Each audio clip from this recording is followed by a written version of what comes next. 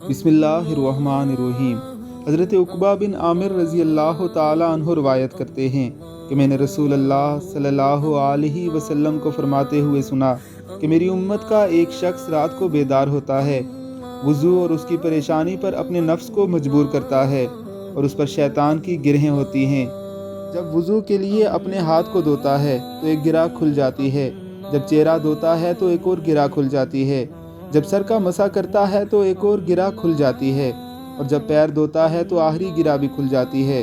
ये देखकर अल्लाह अज़्ज़ व जल पर्दे की आड़ में मौजूद अपने फरिश्तों से फरमाता है, मेरे इस बंदे को देखो, अपने नफ्स पर जोर देकर वज़ू की तकलीफ़ बर्दाश्त कर रहा है और मुझसे कुछ सवाल कर रहा है, लिहाजा तुम सब गवाह रहो कि मेरे बंदे ने मुझसे जो कुछ मांगा मैंने उसे दे दिया।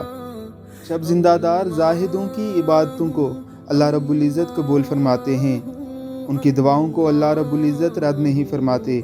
अगर आपकी आँख भी कभी रात को खुले तो आज़मा कर देख लीजिए।